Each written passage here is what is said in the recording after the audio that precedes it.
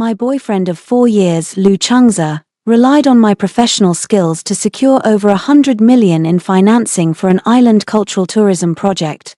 The night before our graduation trip, I was in the bedroom and clearly heard him in the living room laughing with his buddy, saying he had already changed his plane ticket and would go to Hong Kong with Chi. The next day I didn't go to the Maldives as planned, instead I boarded a scientific research flight to Antarctica alone. He mocked me for ruining my future, not knowing that the path I set out on was a peak he would never be able to reach. In the couple's rented room near campus, the warm yellow light spilled over the open suitcase. I crouched on the floor, packing my things for the Maldives one item at a time. My fingertips brushed the tag on a sun protection shirt and the corner of my mouth couldn't help but lift. Today was our university graduation and also the 4th anniversary of my relationship with Lu Changza over the 4 years. I had accompanied him from a penniless startup novice to the chairman of Xingtu Cultural Tourism, holding a South China Sea island project valued at 2 billion. That the project could move forward was entirely thanks to the countless all-nighters I spent producing the geological survey of the South China Sea, helping him get approval from the Department of Natural Resources and pulling in over 100 million in angel funding. Everyone said Lu Changza's success was because he had me, a genius girlfriend in marine geological exploration, behind him, but Lu Changza would always smile and ruffle my hair, saying, "Our Jixia is my lucky star," while turning away and never acknowledging my contributions in public, insisting the project was all his own doing. I never made a fuss about it. I always felt that after 4 years together there was no need to fight over such hollow accolades. After the graduation trip we would settle down and talk marriage. I put the couple's swimsuits I'd bought into the suitcase and had just zipped it up when I heard Lu Changza's voice on the phone in the living room. He had put it on speaker. His voice came clearly through the gap in the bedroom door. "Howsy, don't worry, I already changed the tickets and booked a hotel in Hong Kong. We'll fly out on graduation day. The Maldives trip was just to fool Shenjixia," Lu Changza's voice said, with a lewdness and smugness I'd never heard before. My body went stiff, crouching on the floor, my fingers clenched white, my breath stopped. On the other end of the line was his childhood friend Zhong Hao, laughing. "Nice move, Changza, that's pretty slick. What about Shenjixia? If she finds out you're going to Hong Kong with Chi, won't she make a scene?" Lu Changza snorted, full of contempt. "Make a scene with what? A bookworm who lives in the lab all the time. If she hadn't been able to do the survey reports and get the project approvals for me, I would have dumped her long ago. Do you think I like looking at that face that knows nothing but data every day?" My heart felt as if gripped hard by a hand, aching to the point I couldn't breathe. For years of love in his mouth amounted to nothing but exploitation. On the other end, Zhong Hao asked again, "The project is about to launch. If you split with her, what about the technical issues afterward? What's there to fear?" Lu Changza's voice was full of certainty. "I've already copied the core data. You can hire any team to handle the rest once the project officially launches. I'll break up with her and then move abroad with Chi. She's a girl who goes to Antarctica and dives deep, tanned and rough. How could she compare to the gentle, pretty Chi? Alright brother, don't forget to buy me a wedding drink then. Don't worry, you won't miss out. Oh, and whatever you do, don't tell anyone about this. When I get back from Hong Kong, I'll find some reason to confront her." I couldn't make out the rest. My ears were ringing and my vision kept going dark. So the 4 years of my sincere devotion were, in his eyes, nothing more than a tool to be used. So he had planned it all along, to kick me aside as soon as the project landed. So his flirtations with Chi were never my imagination. Chi was his executive assistant, on the job only 6 months. At every team event she clung to Lu Changza, calling him Changza Ji over and over. I asked Lu Changza about it. He just said I was overthinking it, that it was a normal superior-subordinate relationship. Now it seems I was just too naive. I crouched on the floor until the call in the living room ended. Lu Changza hung up and his footsteps came toward the bedroom. Only then did I snap back to myself, quickly wiping the tears from my eyes, standing up with my back to the door and pretending I was still packing. The bedroom door opened and Lu Changza came in, wrapping his arms around me from behind, his chin resting on my shoulder, his voice so tender it could squeeze water out of you. "Baby, are your bags packed? There's an early flight tomorrow, don't forget anything." I closed my eyes, swallowed the lump in my throat, turned around to look at his sunny, handsome face and felt nothing but estrangement and disgust. I forced a smile and said evenly, "They're packed." He pinched my cheek and laughed. Thanks for working so hard, baby. After this graduation trip we're back from, let's get engaged, okay? If that had been 10 minutes earlier, I would have leapt for joy. Now I only felt bitterly ironic. I nodded without speaking. He didn't notice anything amiss and went to the bathroom to wash up and get ready for bed.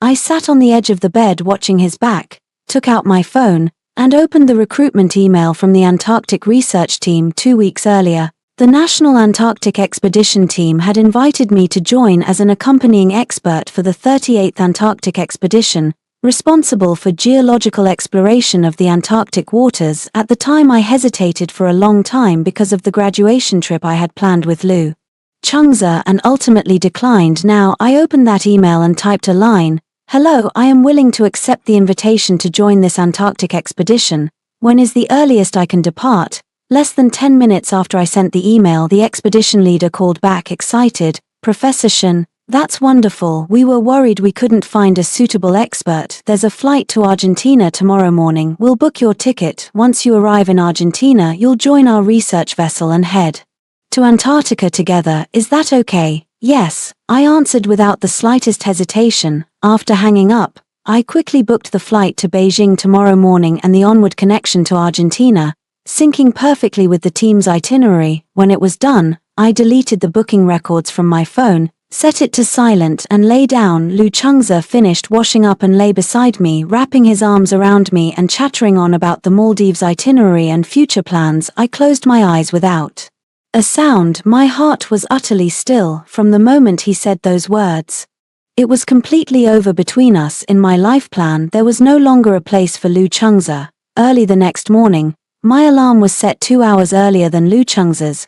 I got up quietly, dressed, dragged my suitcase, left no note, didn't send him a message, gently closed the door of the rental, and walked toward the subway station. There were few people on the early morning streets. The morning breeze brushed my face with a touch of chill that made me feel incredibly alert. I didn't go to the agreed airport but to the Capital International Airport. Check-in, security, boarding, all in one go. When the plane sped down the runway and shot into the sky, my phone finally rang. It was Lu Changza calling. I answered calmly, "Hello." On the other end was Lu Changza's furious roar, "Shenjixia, where did you go? You're not at the airport. Your suitcase is gone too. What on earth are you doing?" I looked out at the sea of clouds and spoke each word clearly. "Lu Changza, let's break up. It's over between us." There was a few seconds of stunned silence from him, then a snort full of incredulity and mockery. "Break up, Shenjixia? Are you done making a scene just because I didn't take you to Hong Kong? Don't be shameless. This isn't a scene." I was calm. "I heard everything you said to Zhong Hao on the phone last night, Lu Changza. I'm not stupid, nor a tool you can discard after using." Silence fell instantly. A few seconds later his tone changed, edged with panic. "Jixia, listen to my explanation. Haozi and I were just bragging. There's nothing between me and Qixi. No need to explain." I cut him off. "Lu Changza, we're done. Shenjixia." He exploded in rage, shouting, "Who do you think you are? Without me, who would recognize your lousy exploration skills? I'm telling you, if you dare break up with me today, I'll make sure you can't survive in the entire marine exploration industry or the whole cultural tourism sector. I'm declaring this now. Anyone who dares employ you, Shenjixia, is opposing my Xinga tourism." I laughed, a bitter, sarcastic laugh. "Lu Changza, be my guest." After saying that, I hung up, blocked his number, and deleted him from WeChat, QQ, all contacts blocked and removed. The plane passed through the clouds and flew toward the distance. I leaned back in my seat and closed my eyes. "Lu Changza, you mocked me for going to Antarctica as self-destructive. Just wait, I'll make you see that the scientific path you look down on is a summit you'll never climb, and everything you have I gave you. What I can give I can take back with my own hands." After more than 30 hours of flying, crossing most of the globe, I finally arrived in Ushuaia, Argentina. The polar research vessel was already waiting here. Team leader Professor Chen and the members met me at the port. When they saw me come out with my suitcase, they immediately came up and shook my hand excitedly. "Teacher Shen, we finally got you here. Our deep-sea exploration project for this Antarctic expedition rests entirely on you." I smiled and shook his hand. "Professor Chen, you flatter me. I'll do my utmost to complete the work." After boarding the research ship and putting down my luggage, I immediately threw myself into work. The ship's laboratory was filled with advanced exploration equipment, The top domestic configurations, better than the lab at my university. The researchers on the team were all leading talents in China's marine exploration field, and everyone was very welcoming to me. There was no condescension because of my youth, just as I was. Debugging the equipment, my assistant Lin Xiaoxiao called me, her voice full of anger. Zhixia, quick, check Weibo and the university forum. That scumbag Lu Chengze is slandering you online. I frowned and clicked the link Lin Xiaoxiao had sent on the school forum. The pinned post's headline was particularly glaring, shocking. Geology top student Shen Zhixia cheats with a member of the Antarctic research team on the eve of graduation, abandons boyfriend of 4 years who started a business with her. In the post, Lu Chengze, writing anonymously, poured out a long self-pitying account, claiming he and Shen Zhixia had been together for 4 years, that he had spent everything to support her studies and research, and that on the eve of graduation she cheated with a teacher from the Antarctic expedition to secure a spot, stole the core data from his startup project and broke up with him. The comments below were full of classmates who didn't know the truth. No way, Shen Zhixia seems so proper, she actually did that. Poor Lu Chengze, his startup was just taking off, then his girlfriend betrays him and steals core data. No wonder she suddenly went to Antarctica. Turns out she hooked up with someone from the expedition. How disgusting. I scrolled down further. Weibo was full of related reposts, marketing accounts embellishing the post's content, and the tags #Shinjisha cheats, #Shinjisha steals trade secrets had already surged to local trending. Lu Chengze gave an interview to a local media outlet. In the video he looked haggard, eyes red, saying to the camera, Zhixia and I were together for 4 years. I always thought she'd be my wife. I never expected her to do this to me. The project data is our team's blood and sweat. I just want her to return the data, other things I can let go. Under the video, comments were full of sympathy for him and a flood of insults aimed at me. Lin Xiaoxiao was furious on the phone. Zhixia, Lu Chengze is shameless. He cheated first and now he's slandering you. Should we issue a statement to clear things up? I looked at that hypocritical face of Lu Chengze on my phone and felt nothing but cold. He'd been exposed by me, lost face when we broke up. And now he was trying to smear me to destroy my reputation and force me to bow to him. He thought I'd be manipulated by his few words like before. He was too naive. I spoke into the phone calmly. Xiaoxiao, don't rush to clarify. The innocent will stay innocent. No one online will believe anything said now. Wait until I produce results.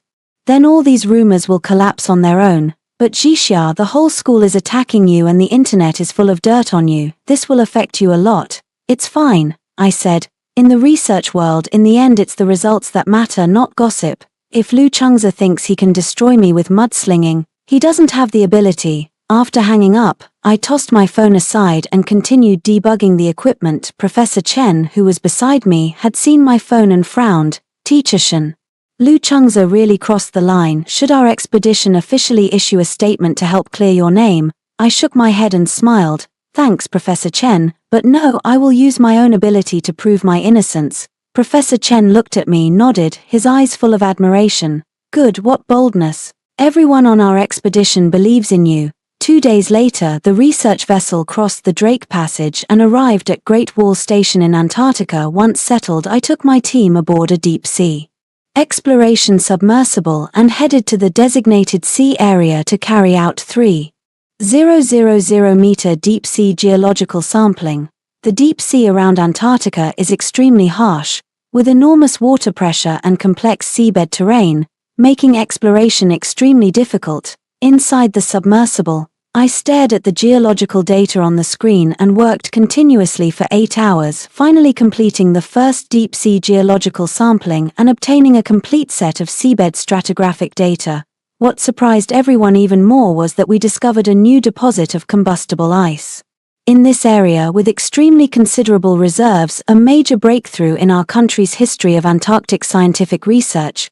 Back at Great Wall Station, the entire expedition team erupted in excitement. Professor Chen grasped my hand, his hands trembling with excitement. Teacher Shen, amazing. You really are the lucky star of our expedition. This discovery is enough to shock the whole industry. I looked at the exploration data in my hands and couldn't help but smile. Lu Chengze, did you think that once I left you I would be nothing? You were wrong. Only after leaving the quagmire that was you could I truly display my talents and stand higher. That evening, I compiled the results of this exploration into a brief and sent it to the Ministry of Natural Resources at home, and also submitted it to the top international journal Nature. After finishing all that, I turned on my phone. The online smear campaign was still fermenting. Lu Chengze was still buying press coverage to throw mud at me, even saying he had already filed a lawsuit in court accusing me of stealing trade secrets. His Xingtu Cultural Tourism was still capitalizing on the affair, claiming the island project was about to start construction and stirring up hype. Watching him cavort about, I could only find it laughable. The more he hopped around now, the harder he'll fall when the truth comes out. I turned off my phone without responding. Lu Chengze, you want to play games? I'll play with you slowly when I return home with world-class scientific achievements. That will be the day you're ruined. Over the next month, my team and I completed more than a dozen deep-sea surveys in the Antarctic waters, obtained complete geological data of the Antarctic seafloor, finalized the exploration report on the gas hydrate deposits, and developed a brand new early warning model for deep-sea geological hazards. My research was formally accepted by Nature and published online. On the day the paper came out, it shocked the entire international marine exploration community. Major domestic media all reported the story, with headlines like "Our young scientist Shen Zhixia discovers large gas hydrate deposits in the Antarctic," research published in a top international journal. Overnight, the public mood changed completely. The comments that had been criticizing me vanished without a trace, replaced by praise and admiration. "Oh my God, Shen Zhixia is amazing. At 24, first author in Nature and a major Antarctic discovery. Now that's a real prodigy." Those who accused her of cheating or stealing data, doesn't their face hurt? She's been busy doing world-class research. She has no time for that nonsense. I knew something was off. Lu Chengze, a guy in cultural tourism, how could he have produced core exploration data? He clearly built his venture on his girlfriend's results and now bites back. How disgusting. Reversal, complete reversal. Lu Chengze is the leech who bit the hand that fed him. On the school forum, the posts that had attacked me were deleted and replaced by evidence students dug up showing Lu Chengze's project was completed entirely with my work, plus his ambiguous chat logs with Qi Shi.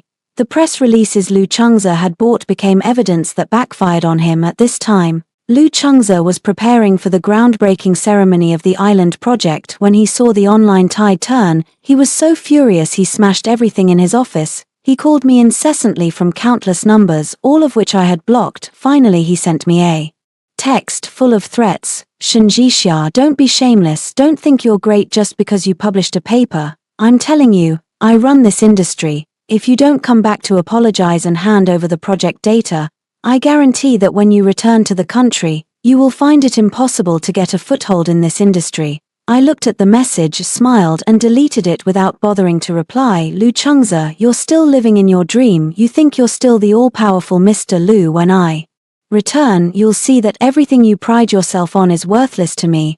I will personally tear apart everything you have." 3 months later, the Antarctic research mission concluded successfully. I returned to Beijing with my team by plane. As soon as I stepped out of the airport exit, I was surrounded by a large group of reporters. Flashbulbs kept popping and microphones were thrust toward me. "Professor Shen, hello, congratulations on successfully completing the Antarctic research mission. What was your biggest gain this time?" "Professor Shen, your research results were published in Nature. What are your thoughts on the development of the domestic deep-sea exploration industry?" "Professor Shen, there were online rumors that you stole your boyfriend's commercial and cheated on a member of the research team. Do you have any response to this?" When the last question was asked, all the cameras turned to my face, waiting for my reply. I looked into the lenses, spoke calmly, enunciating each word. "First, Mr. Lu Chengze and I have broken up. The reason is that he cheated during our relationship, and I have complete audio recordings as evidence. Second, all the geological survey data and reports for Xingtu Cultural Tourism's South China Sea Island project were completed by me independently. I have complete development logs, raw data and timestamps as proof. There was no theft of commercial. On the contrary, Mr. Lu Chengze, without my permission, used my core patented technology for commercial purposes. I have retained lawyers and filed the relevant lawsuits. Finally, regarding the defamatory remarks online, I have retained lawyers to sue all the rumor-mongering marketing accounts and anonymous posters and hold them legally accountable. The innocent will be cleared. I trust the law will deliver a fair result. My response was clear, calm, and well-reasoned. That night, my interview video spread across the internet, and at the same time my law firm issued an official legal statement attaching part of the evidence, including Lu Chengza's admission of using my call recordings and project data, and the patent certificate. The evidence was ironclad, leaving no room for denial. The internet absolutely erupted. #Shenjixia confronts scumbag head-on, #Lu Chengza cheated, #Lu Chengza commercial fraud #. Those three tags shot straight to the top of the trending list, followed by the glaring word, breaking. Netizens were furious and flocked to Lu Chengza's Weibo to scold him. Holy shit, so that's the truth, Lu Chengza is disgusting, he cheated. Then smeared his ex, lived off her and bit the hand that fed him. That really lowers the bar. While Shenjixia was busy doing research and producing world-class results, he was busy cheating, slandering, and stealing her tech. What a difference between people. I used to feel sorry for him, but now I see how blind I was. This kind of scumbag should be blacklisted. Xingtu Cultural Tourism's project used Shenjixia's technology, and now he turns around and bites her. Does he have no shame? Lu Chengza's Weibo was drowned in insults. The comment section was completely overrun.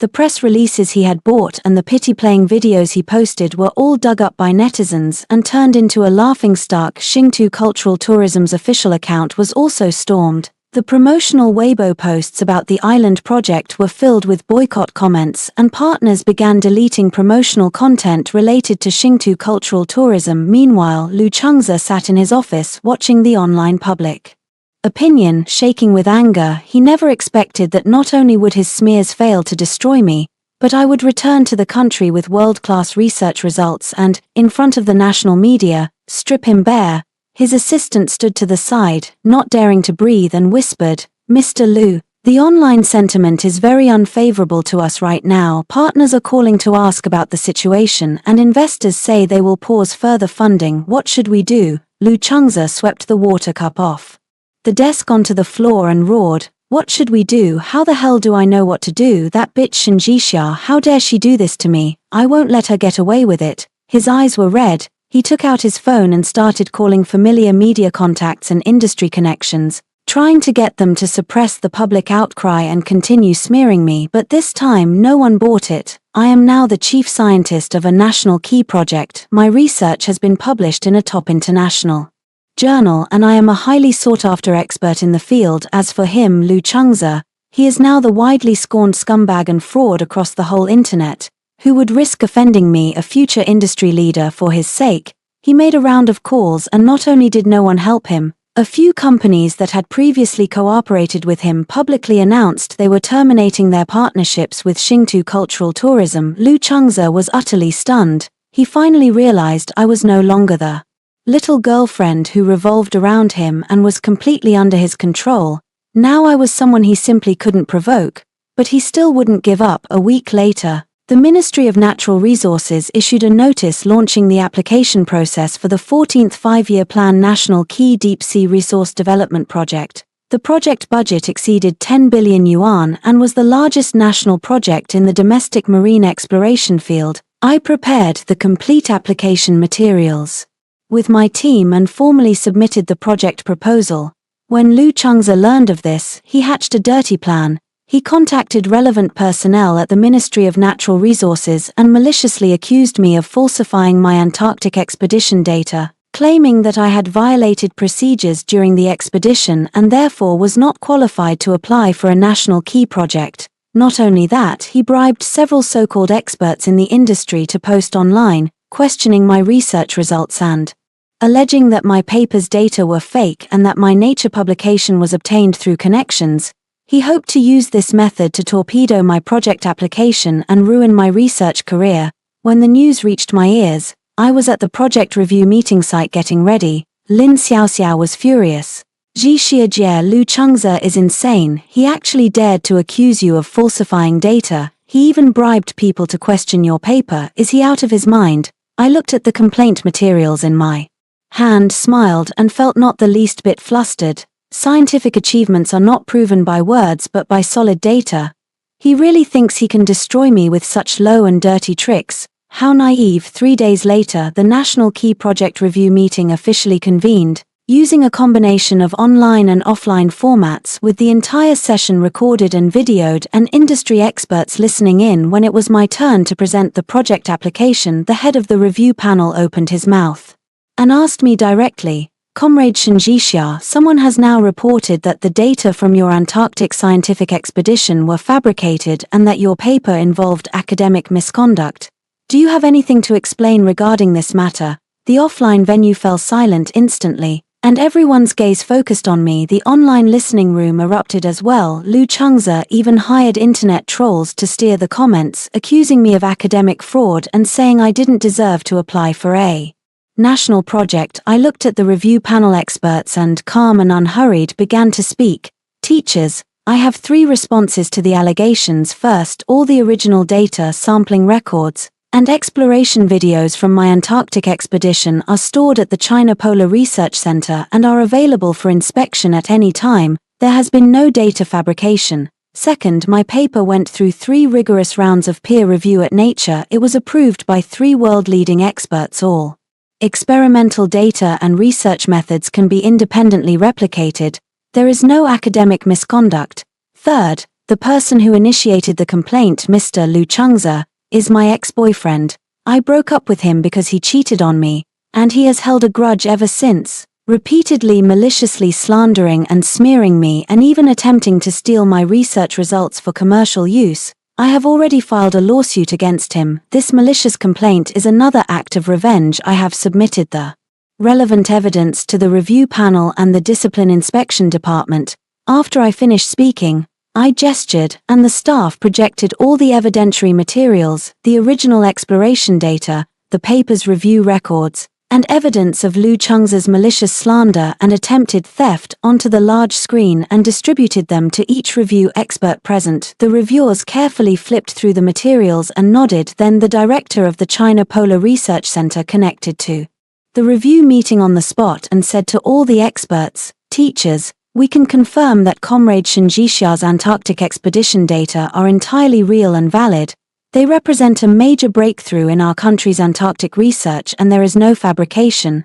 The China Regional Director of Nature also issued a simultaneous statement confirming that my paper had undergone rigorous review and that there was no academic misconduct, reserving the right to pursue legal responsibility for attempts to maliciously undermine the journal's authority.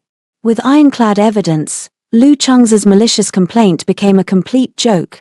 The head of the review panel looked at me, nodded and said in a serious tone, "After investigation, our review panel confirms that the allegations are all untrue and constitute a malicious complaint. We will transfer the relevant materials to the Discipline Inspection Department and the public security organs for action against the person who made the malicious complaint. Now, Comrade Shinjixia, please continue with your project application presentation." I took a deep breath and began the project presentation.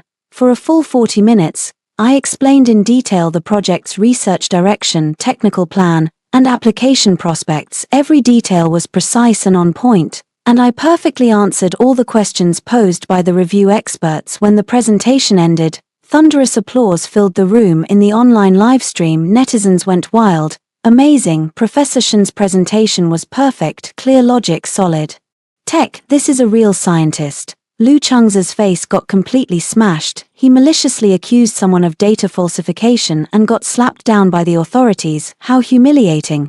Scumbag men are scumbags, no ability of their own, only those dirty tricks to smear others. Disgusting. Support Professor Shen. This national project belongs to no one but her. On the day the review meeting ended, the Ministry of Natural Resources issued an announcement criticizing Lu Chengze's malicious accusations and placed him on the scientific integrity blacklist, barring him from applying for or collaborating on any national-level projects.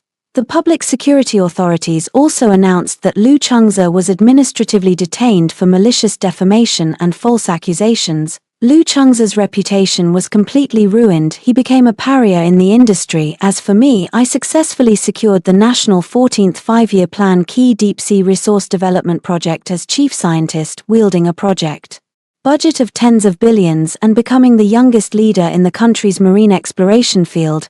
Lin Xiaoxiao hugged me and jumped up excitedly as she looked at the announcement. Zhixiajie, we won, we got the national key project, that scumbag Lu Chengze has been detained, I'm so satisfied.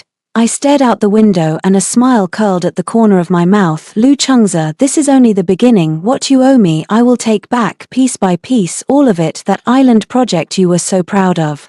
I will personally make sure it collapses utterly. Lu Chengze was administratively detained for 5 days. When he came out of the detention center, he looked a shell of his former self, haggard, stubbly, eyes bloodshot, no longer the confident man he had been. He had just returned to the company when he received a stack of termination letters. Hotel brands, amusement facility suppliers, and cultural tourism investment institutions that had partnered with Xingtu Cultural Tourism all sent notices terminating their cooperation. Investors even sent lawyers letters demanding that, under the earn-out agreement, he repurchase the shares they held and compensate for investment losses. The company accounts had already been drained by his mismanagement, so there was no money to repurchase the shares. Worse, because he had been placed on the scientific integrity blacklist, the Department of Natural Resources issued a notice suspending approval for construction of his island project, requiring a resubmission of geological survey reports and safety assessments. Without approval, the project could not start, and the several hundred million already invested in the early stages was completely squandered. Lu Chengze panicked. He finally realized that without my technical support, his island project was a castle in the air and could never have been realized. He dropped all pretenses and began frantically calling me, sending WeChat messages, even showing up under the building of my lab to block me. I never met him once and had the security guards turn him away. With nowhere else to go, he could only send countless apology texts under my lab, saying he knew he was wrong, that he had been possessed by demons, begging me to forgive him, begging me to help him get the project approved, saying that if I would only take him back he would give me half the company's shares and marry me immediately. Looking at those messages, I could only feel endless irony when he once mocked me as a nerd who only hung out in the lab and said he wanted to kick me out. Why didn't he think of today, when he smeared me across the internet and maliciously reported me for academic fraud? Why didn't he think of today, now that he's cornered? He suddenly remembers my goodness and begs me to take him back. Too late. I completely blocked his number and had security ban him from entering the research park. When Lu Chengze saw that begging me was useless, he became utterly desperate. He actually hired a third-party exploration company to tweak the data of the report I had previously given him and resubmit it to the Department of Natural Resources, hoping to slip it through and get approval. He thought that if the data were roughly the same, he could fool the review experts, but he didn't know that in marine geological exploration, a tiny difference can lead to huge errors. The casually altered data might look similar to my report, but in reality it was completely inconsistent with the actual geological conditions of the South China Sea area. Not only would it fail approval, it would also leave enormous safety risks. Sure enough, this revised report was returned outright by the Department of Natural Resources.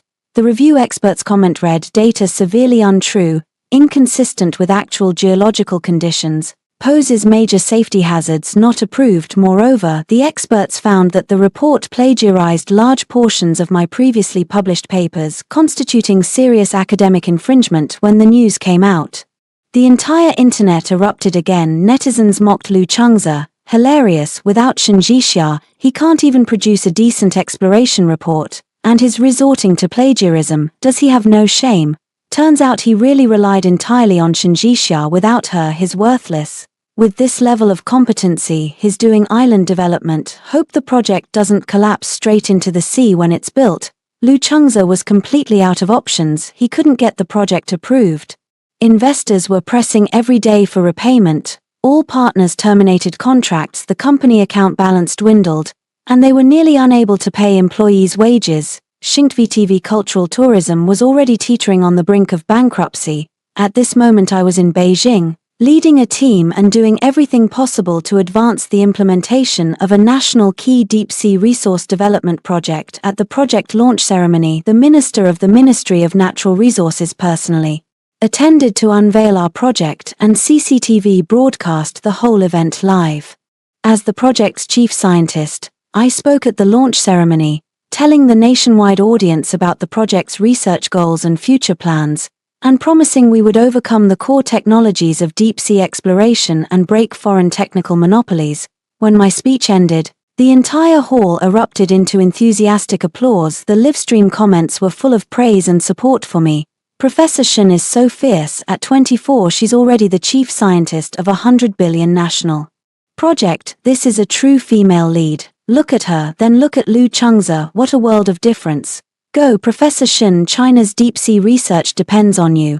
After the launch ceremony, countless companies and research institutions came forward wanting to cooperate with our project team, offering technical, financial and equipment support. Top domestic universities invited me to be a visiting professor and doctoral supervisor. I leapt from being a just graduated university student to becoming a top expert in the country's marine exploration field, the industry's widely known deep-sea anchor. Lu Changze had previously boasted he would make me impossible to stay in the industry, but now the whole industry took pride in being able to work with me, while he had become a pariah whom everyone avoided. This was my loudest public slap in the face to him. After the project launched, I led the team to the South China Sea to carry out preliminary exploration work. Our survey vessel was just passing by the waters where Lu Changze's island project was located, standing at the ship's rail, looking at the faraway stalled construction site with a lone crane standing on the island in desolation.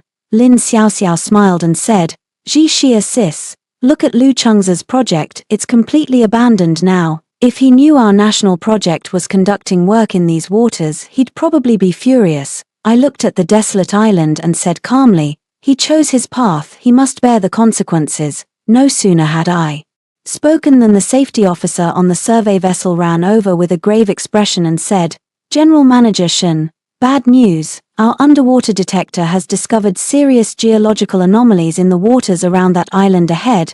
The seabed strata show obvious signs of fault activity, with a high risk of collapse and tsunamis." My brow immediately furrowed. That sea area was exactly where Lu Changze's island project was located. I turned and walked into the exploration lab, staring at the underwater detection data on the screen as my expression grew darker. The data showed that the island developed by Lu Changze lay right in an active zone of the South China Sea geological fault belt. The seabed strata had already exhibited significant displacement. If a major quake or typhoon occurred, a large-scale seabed collapse could very likely happen, even triggering a local tsunami, and the island's buildings would sink directly into the sea. In the revised exploration report Lu Changze submitted, he did not mention this geological fault belt at all. He even altered the strata data, falsely claiming the area was geologically stable. This was no longer simple non-compliance, this was playing with the lives of future island visitors. Lin Xiaoxiao stared at the data, her face pale. My God, has Lu Changze lost his mind? Such a major geological hazard, and he dared to conceal it. If the project is built and an accident happens, that would be a major loss of life. I looked at the figures on the screen, my fingers white from clenching. In the original report I gave Lu Changze, I had explicitly marked the location of this fault zone, warning him that this area could not undergo large-scale development and that it posed a major safety risk. To save costs and secure approval, he actually deleted that section and altered the data, designating the fault zone as a core development area. He was utterly heartless. I immediately took out my phone and called the director of the Provincial Department of Natural Resources, truthfully reporting all the geological data our survey had found. After hearing it, the director's expression changed dramatically, and he said they would immediately organize an expert team to go to the site to recheck everything and simultaneously halt all project-related work. After hanging up, Lin Xiaoxiao looked at me and said, "Ji Xia, by doing this, Lu Changze will hate us to death." I stared out at the sea, my tone cold. If I didn't do this and the project is built and people die, that would be true irresponsibility. Since Lu Changze dared to do something like this, he must bear the consequences. I knew that after this, Lu Changze's island project would be completely finished, and between him and me, we were about to have our first direct, conclusive showdown. At the hearing, I would tear apart all his disguises in front of everyone and make him pay the most painful price for what he had done. 3 days later, the Provincial Department of Natural Resources organized a hearing to publicly address the geological safety issues of the Xingtu Cultural Tourism Island project. The hearing venue was filled with leaders from relevant departments, geological survey experts, journalists, and representatives of Xingtu Cultural Tourism's investors. I attended as a specially invited expert on the project's safety assessment. Lu Chengze was there too, wearing a wrinkled suit, hair in disarray, eyes bloodshot. He looked exhausted. When he saw me enter the hall, his eyes instantly reddened. He stared at me with a gaze full of malice and hatred, as if he wanted to devour me alive. I ignored him and walked straight to the expert seats and sat down. The hearing began officially. The host introduced the purpose of the hearing, then played the seabed geological data our survey ship had collected along with the detected images of the fault zone. The room erupted. The investor representatives looked at the data on the screen, their faces turning ashen. They whispered among themselves, faces full of anger and panic. The host looked at Lu Chengze and asked, "Mr. Lu Chengze, the survey data shows that the sea area where the project is located contains a major geological fault zone and presents safety hazards. Do you have any explanation?" Lu Chengze immediately stood up, grabbed the microphone and, sounding flustered, said, "Leaders, experts, this data is fake. Shen Jixia forged it. She's bitter because she broke up with me and deliberately fabricated the data to destroy my project. I surveyed this sea area long ago. There is no such fault zone. It's completely stable." As he spoke, he pointed at me and bellowed, "Shen Jixia, you bitch, to get revenge on me, you actually dared to falsify national survey data. Aren't you afraid of legal consequences?" All eyes in the room instantly turned to me. I stood up calmly, picked up the microphone, looked at Lu Chengze and said coldly, "Mr. Lu Chengze, you say I falsified the data. Do you have any evidence? You did it to get back at me, that's the proof." Lu Chengze shouted hoarsely, eyes red. "No one else would do something like this but you." I smiled, looked at everyone present and spoke slowly and clearly. "This survey data comes from the state's 14th Five-Year Plan Key Deep Sea Resource Development Project Team, collected on site using the country's most advanced deep-sea detection equipment. All the data have complete acquisition records and video footage and are backed up simultaneously at the Ministry of Natural Resources and the China Polar Research Center and can be audited at any time." Mr. Lu Chengze, when you say the data are falsified, are you questioning the professionalism of a national key project? Or are you questioning the authority of the Ministry of Natural Resources? Lu Chengze was momentarily at a loss for words. He opened his mouth but couldn't say anything, his face flushing red then pale. I paused, gestured to the staff, and projected a second document, the original version of the survey report I did for Lu Chengze 3 years ago. In the report, the location and extent of the geological fault zone and major safety warnings were clearly marked in red type, explicitly stating, "This area is located within an active fault zone. Large-scale land reclamation and construction are prohibited, otherwise underwater collapse, tsunami, and other major safety incidents will be triggered." At the end of the report were our joint signatures, mine and Lu Chengze's, with the date clearly visible. The room erupted again. I looked at Lu Chengze, my tone full of contempt. "Mr. Lu Chengze, this report was prepared by me at your personal request 3 years ago and you personally signed it, confirming the existence of the fault zone and the safety risks. Now you say there is no fault zone and that I falsified the data. Did you forget you signed it, or do you think everyone here like you can ignore people's lives and the law?" Lu Chengze stared at the report on the screen, his body swaying, face ashen, nearly falling down. He never expected that I still had the original report from 3 years ago, complete with his signature. The investors' representatives erupted, standing up one after another and shouting at Lu Chengze, "Lu Chengze, you knew about the safety hazards all along. You hid it from us. This is fraud. We invested hundreds of millions, and you used our money to develop a project with major safety risks. You owe us an explanation. We will sue you, recover all our investments, and you must compensate us for our losses." The scene descended into chaos. Lu Chengze was surrounded, helpless, unable to utter a word. I raised my hand to quiet everyone, then projected the third document, the revised exploration report Lu Chengze had submitted to the Department of Natural Resources. "Leaders, experts, as you can see, the report submitted by Mr. Lu Chengze not only deleted all content about the fault zone but also falsified the seabed stratigraphy data, marking the fault zone area as geologically stable and even planning hotels, residences, and other core structures there. This behavior is not only academic fraud but extremely irresponsible toward the future visitors' lives and may violate laws and regulations.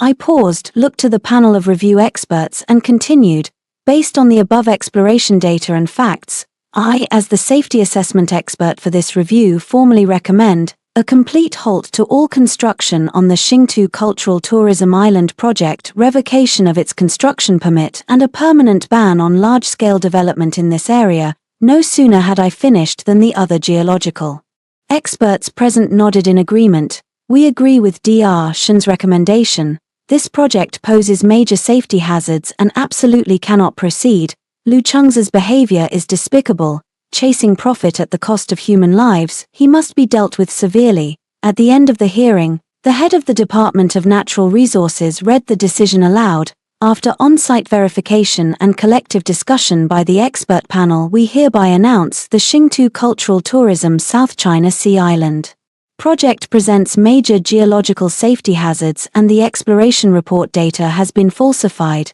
Effective immediately, all construction on the project is to be fully halted, the construction permit revoked, and the project will not be approved. In addition, Xingtu Cultural Tourism and Mr. Lu Chengze will be placed on the cultural tourism industry's blacklist and permanently prohibited from participating in any cultural tourism development projects within the province. Their suspected illegal and non-compliant actions will be transferred to the public security authorities for further investigation and handling.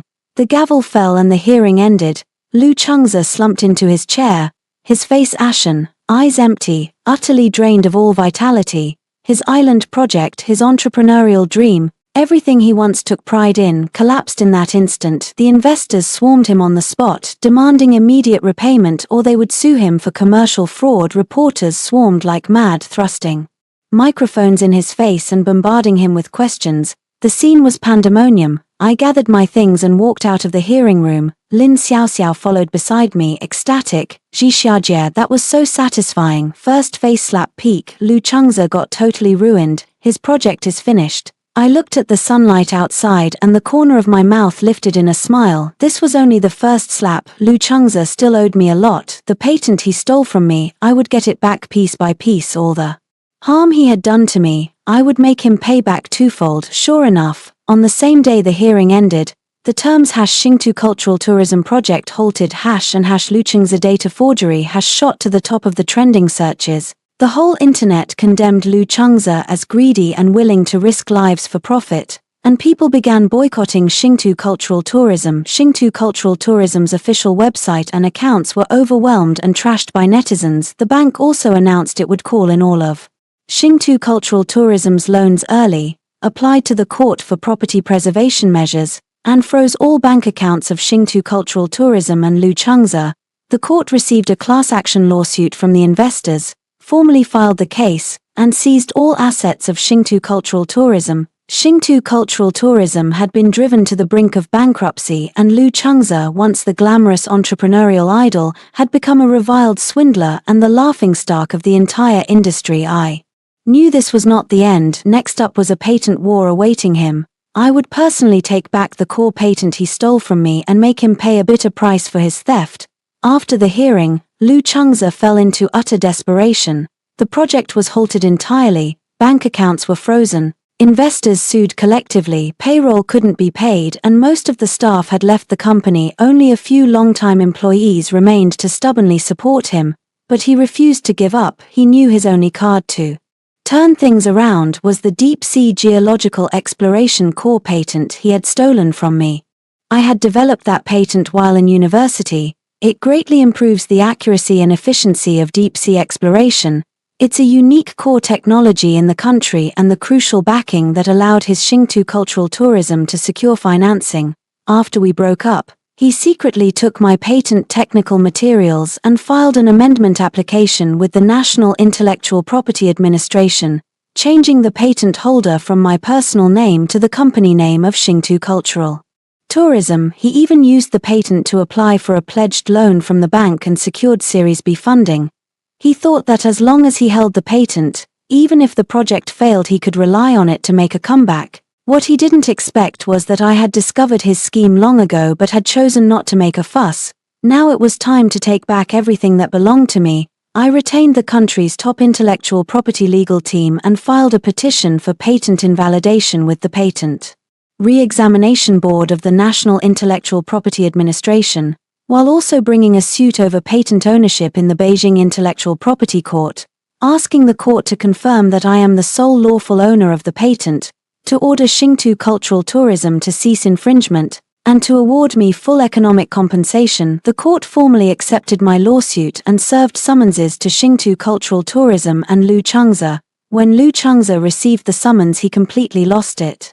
He knew this patent was his last lifeline. If he lost it, he was truly finished. He immediately hired the best intellectual property lawyers to defend the case and publicly claimed that the patent had been developed by him together with the Xingtu Cultural Tourism team and that I had only participated in part of the work. Now that the project was hot, I wanted to steal the credit. He began buying press releases online and playing the victim to elicit sympathy, accusing me of being ungrateful and suing over his company's rand, but this time nobody believed his lies. Netizens flooded the comments mocking him. Hilarious, the same old trick without Shenjixia. You can't even produce an exploration report. How could you invent a core patent? Give me a break.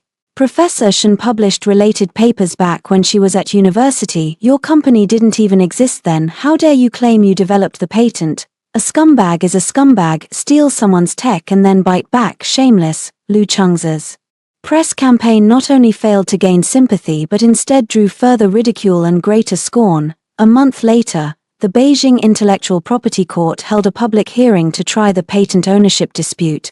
Because the case attracted enormous attention, the entire trial was live-streamed across the internet, with millions of viewers watching. In court, Lu Chengze's lawyer produced a thick stack of RAND records, meeting minutes, and test reports, and addressed the judge. Your Honor, these are our client's complete RAND records, team meeting minutes and on-site test reports related to the disputed patent from 2020 to 2022. They sufficiently prove that this patent was collectively developed by our team at Xingtu. The defendant Shen Jixia only participated in some auxiliary work while interning at our company, but registered the patent in her own name and has now filed suit hoping to seize our RAND. Her behavior should not be supported by law. We request the court to dismiss all of the plaintiff's claims and confirm that the disputed patent belongs to Xingtu. The judge looked toward me and said, "Plaintiff, do you have anything to say in response to the defendant's defense?" I stood up, took the microphone and spoke calmly, enunciating each word. Your Honor, all of the RAND records submitted by the defendant are forged. The disputed patent was independently developed by me alone from 2018 to 2020 and has nothing to do with Xingtu or Lu Chengze. No sooner had I finished speaking than Lu Chengze's lawyer retorted, "You're lying. We have complete RAND records. On what basis do you claim they're forged?" I smiled, raised my hand to signal my lawyer, and the first set of evidence was projected onto the courtroom's large screen while being submitted to the judge in the defense. The first set of evidence is the academic paper I published in 2018 during my undergraduate studies in the journal Marine Geological Exploration. The paper already fully presented the core theory, technical model and algorithm formulas of the disputed patent. The publication date is a full year earlier than the time Mr. Lu Chengze founded Xingtu. May I ask the defense, in 2018 your company hadn't been established. How could I have participated in your company's RAND work? On the big screen, the paper's publication date, journal reference number, and core content were clear and unmistakable. Lu Chengze's lawyer was momentarily speechless, his face flushing red and white. The online viewers exploded in the chat. "Ha ha ha, what a smackdown. She published the core paper in 2018, but your company wasn't even founded until 2019, and you still claim the patent is yours. Can Lu Chengze find a more competent lawyer? This lie is punctured at a single poke. So embarrassing. This is hilarious. Stealing someone's work and still acting righteous. Your shamelessness keeps hitting new lows." I paused, then continued to display the second set of evidence. The second set of evidence is the complete record of my RAND process for the disputed patent, covering 2018 to 2020, every version of algorithm code, model design drawings, laboratory test data, and simulation records. Each document bears an immutable timestamp. All these RAND records form a complete, closed-chain evidentiary record that proves I am the sole inventor of the disputed patent. and the earliest date on the RAND records submitted by the defense is June 2020, a full 3 months later than when I completed the patent development and filed the application. Even more absurdly, the test report submitted by the defense used test equipment that only launched domestically in 2021. This device did not exist in 2020. Defense: how did you use a device that hadn't been released yet to perform your tests? My words had barely fallen when the courtroom erupted. The judge stared at the defense with a grave expression. Lu Chengze sat in the defendant's seat, trembling all over, his face ashen, unable to utter a word. His lawyer bowed his head and no longer dared speak. I proceeded to present the third set of evidence. The third piece of evidence is the patent application acceptance notice from the National Intellectual Property Office. The application for the involved patent was filed in March 2020, and the applicant is me, Shunji Xia. The patent right transfer application submitted by the defendant was filed in October 2022 after my breakup with Lu Chengze. Without my authorization, he forged my signature and the transfer agreement and processed the patent right transfer. Here is the assessment report from a Forensic Appraisal Center, proving that the signature on the transfer application is forged and not signed by me. Based on the above evidence, I request the court to legally confirm that the patent involved belongs to me. Order the defendant Xingtuan Luto immediately stop all infringing activities and compensate my economic loss of 82 million yuan, while bearing all litigation costs of this case. After I finished speaking, I sat back in the plaintiff's seat. The court was quiet. Everyone understood that the facts were already very clear. Lu Chengze not only stole my patent but also forged development records and my signature.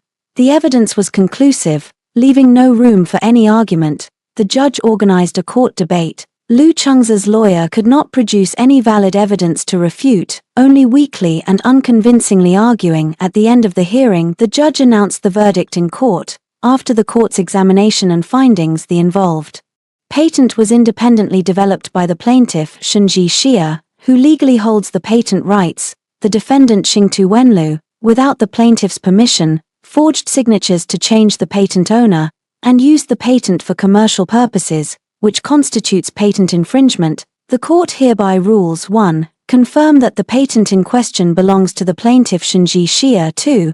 The defendant Xingtuan Lushall immediately stop all infringing activities and within 10 days from this judgment taking effect, compensate the plaintiff Shunji Xia for economic losses of 82 million yuan. 3. All filing fees, preservation fees, and appraisal fees for this case shall be borne by the defendant Xingtu Wenlu. The gavel fell and the trial ended. The live broadcast room instantly boiled with excitement. We won. Teacher Shen won. So satisfying. Lu Chengze, this thief, finally got the punishment he deserves. 82 million in compensation. What can he pay with? So satisfying. Steal someone's technology, and in the end you pay with both your wife and your army. Deserved. On Lu Chengze's side, upon hearing the verdict, he slumped in his chair, his eyes vacant, his face ashen. His last lifeline was gone. Moreover, he has to compensate me 82 million yuan in economic losses, which is a further blow to Xingtu Wenlu, already on the verge of bankruptcy. More critically, Xingtuan loosed this patent to apply for a collateral loan from a bank and had raised a Series B round. Now that the patent is adjudicated to me, the bank and the investors immediately filed a case with the Public Security Bureau on the basis of business fraud. The Public Security Bureau filed a case that same day. Lu Chengze is suspected of contract fraud and commercial fraud, facing criminal charges. After the trial, I left the court. Sunlight bathed me, warm and bright. Lin Xiaoxiao excitedly hugged me, jumping and saying, "Zhixiajie, we won completely. We recovered the patent and beat him for 82 million. I nodded with a smile. Lu Chengze, the things you stole I personally took back. What you owe me, I will recover bit by bit with principal and interest. Next, I will ensure you have no place in the entire industry. I will make you understand the consequences of provoking me." After winning the patent lawsuit, I immediately sent cease and desist letters to all marine exploration agencies, cultural tourism enterprises, and investment firms nationwide, clearly notifying them without my written authorization no company or individual may use the patented technology involved in the case. Any company that cooperates with Xingtu Cultural Tourism or Lu Changza and uses that patented technology will bear joint and several liability for infringement. At the same time, I sent the court's effective judgment to the industry associations and all of the cooperating parties. The path for Lu Changza to rise again by using the stolen patent was completely blocked by me, but he still wouldn't give up, knowing that no one domestically would dare to cooperate with him. He turned his attention overseas, trying to contact foreign cultural tourism companies and exploration agencies to sell the remaining project materials for cash and run. He even registered to attend the Global Marine Economy Development Summit, hoping to find overseas partners at the conference as a way out. This summit is the highest-level industry conference in the global marine economy field, bringing together top marine exploration experts, cultural tourism enterprises, and investment institutions from around the world. The organizers had also invited me to attend as a keynote speaker. When I received the invitation, I smiled. Lu Changza wanted to find an escape at this summit. Then I would use this summit to cut off all of his exits. I went to Sonia with my team to attend the global summit. On the opening day, the venue was filled with industry leaders, experts, and scholars, and company heads from around the world. Reporters packed the place as a specially invited keynote speaker. I was scheduled to speak second. Lu Changza had also bought a ticket and sat in a corner of the hall, holding his project materials and trying to network with foreign company representatives to pitch his project.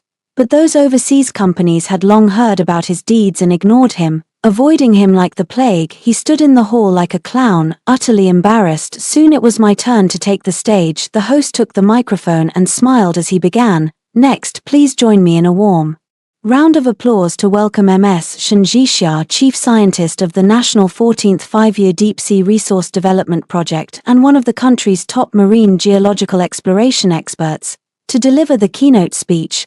Thunderous applause erupted throughout the hall and continued for a long time. I stood up, straightened my suit, holded the microphone, and stepped onto the stage. Standing on the stage, looking at thousands of eyes from around the world in the audience, I took a deep breath and began. Ladies and gentlemen, distinguished guests, colleagues, hello, I am Shen Zhixia from China. Today, the topic of my speech is innovation and global application of deep-sea geological disaster early warning technology. For the next 40 minutes, I will deliver without notes in fluent English, detailing my latest developed deep-sea geological disaster early warning technology. This technology, through an array of seabed sensors and AI algorithm models, can forecast geological disasters such as seabed collapses, tsunamis, and landslides 72 hours in advance with an accuracy of over 98%, while also reducing exploration costs by 60%, leading the world by a generation.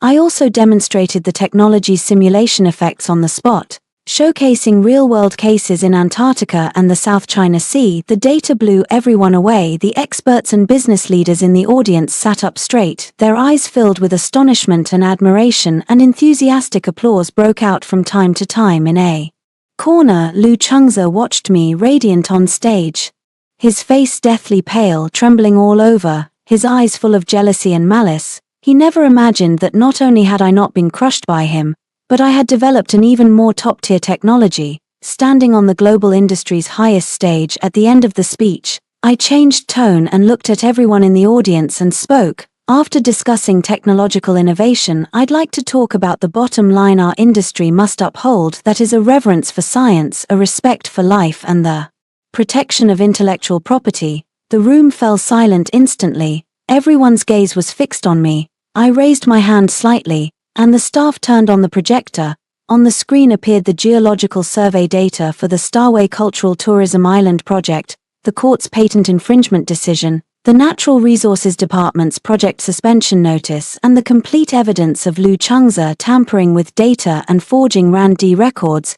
Just a few months ago, a domestic cultural tourism company in China for commercial interests tampered with deep-sea geological exploration data, concealed major geological safety hazards, and attempted to develop a cultural tourism project in an active fault zone, completely disregarding visitors' lives. At the same time, the company's leader forged signatures and copied my core patented technology for commercial financing and was ultimately ruled infringing by the court with substantial damages. I paused, looked at the audience and spoke word by word. Here I officially declare all of my patents and RAND, permanently prohibited from usage by Xingtu Cultural Tourism and by Mr. Lu Chengze himself in any form at the same time.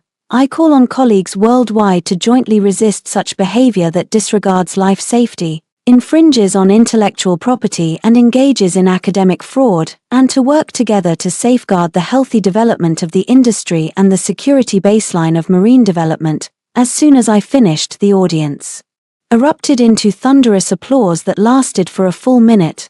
The heads of major global cultural tourism companies and exploration agencies in the audience all publicly declared their support for my proposal on the spot, vowing they would never cooperate with Xingtu Cultural Tourism or Lu Chengze. The president of the China Tourism Association came up on stage, took the microphone and announced, "Our China Tourism Association has formally decided to suspend Xingtu Cultural Tourism's membership and to place Mr. Lu Chengze on the industry blacklist for permanent industry-wide boycott." Immediately after, the Global Ocean Exploration Association and the International Cultural Tourism Industry Alliance also announced that they would place Xingtu Cultural Tourism and Lu Chengze on the industry blacklist, forbidding them from participating in any international industry activities. The room erupted in warm applause once again. In the corner of the venue, Lu Chengze looked on, utterly stunned. He never expected that I would expose all his sordid deeds on the world's highest industry stage. Not only could he no longer survive domestically, but now he had become a pariah in the global industry, reviled by all. Reporters instantly spotted him in the corner and swarmed him like mad, jamming microphones into his face and firing questions non-stop. "Mr. Lu, how do you respond to Ms. Shen Zhixia's remarks? Mr. Lu, your data tampering and patent theft have been exposed worldwide. What do you have to say, Mr. Lu? The entire industry is now boycotting you. What are your plans for the future?" Surrounded by the crowd, Lu Chengze's face went ash-white, flustered and speechless. He could only cover his face and, besieged by reporters, flee the venue in disgrace. Laughter and jeers filled the hall as he fled. After the speech, I stepped down from the stage and was immediately surrounded by heads of major companies from around the world. "Dr. Shen, our company wants to form a deep partnership with you and introduce your early warning technology. Dr. Shen would like to invite you to be our group's chief technical advisor. Name your price." "Dr. Shen, our foundation wants to invest in your project and support your RAND. Countless olive branches were offered to me. Previously Lu Chengze had vowed to make me unable to continue in the industry, but now I had become the most sought-after expert in the global industry while he was permanently blacklisted and cut off entirely. This was my most resounding second slap in the face to him. After the summit, Xingtu Cultural Tourism fell into complete despair. No company dared to cooperate with them. Banks pressed for repayment, investors filed fraud lawsuits, employees resigned en masse and filed labor arbitrations. The company's accounts were frozen by the court to compensate for my losses. Lu Chengze was completely out of options. His properties and cars were seized and auctioned by the court. He carried over 100 million in debts, became a dishonoured person subject to enforcement, was restricted from high-end consumption, and couldn't even fly or take high-speed trains.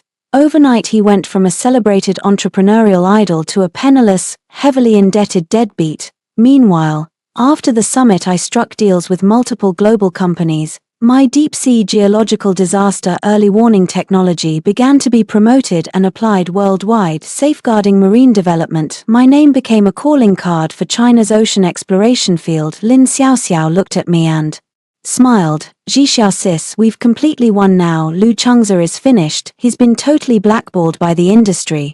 He has no chance to recover."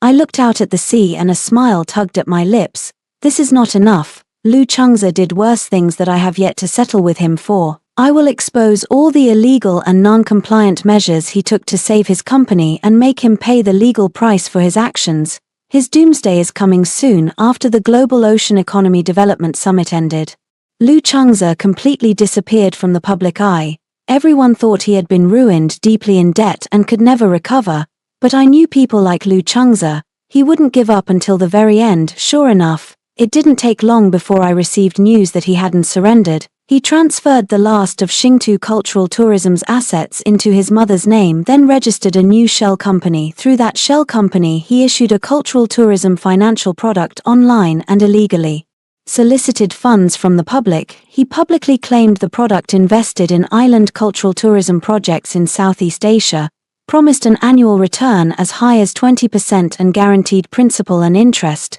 attracting many unsuspecting ordinary people to invest. In just 1 month, he illegally raised more than 120 million yuan through this product. He used the money to fill previous debt holes while falsifying the company's financial statements, planning to use the attractive fake reports to list in Hong Kong, raise a pot of money and abscond. He thought he had covered his tracks, but he didn't realize that his every move was under my surveillance.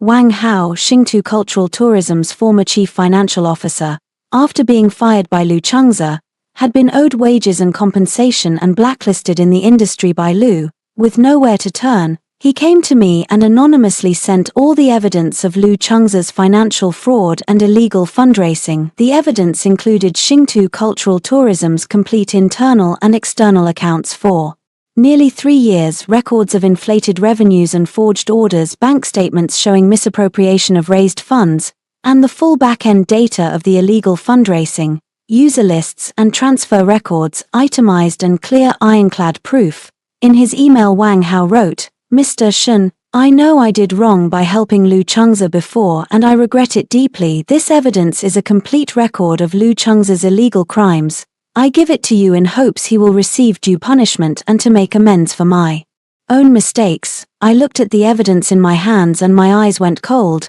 Lu Changze was truly insane.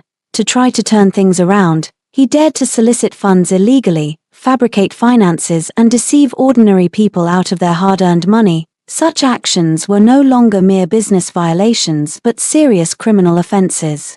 Pre-EPO, 20%. When the news got out, the whole internet was once again in an uproar. The tag #Lu Changze arrested for illegal fundraising has shot straight to the top of the trending list. Netizens applauded in unison, "Serves him right if you don't.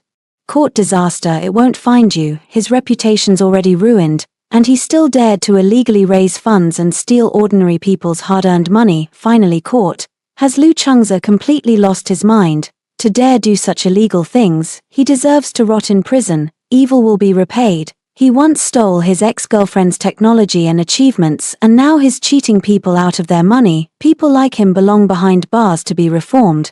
As for me, I was in the Shanghai lab at that moment, looking at the online reports with no emotional ripple. He got what he deserved. He crossed the law's red line to try to turn things around, deceiving ordinary people out of their savings. He should pay the legal price for his actions. What I didn't expect was that Lu Changze would still be unwilling to give up. After being taken by the police, he was released on bail pending trial, and once out he didn't reflect on his deeds at all. Instead he pinned all the blame on me. He was convinced I'd exposed his evidence and ruined his last chance. His hatred for me had reached madness.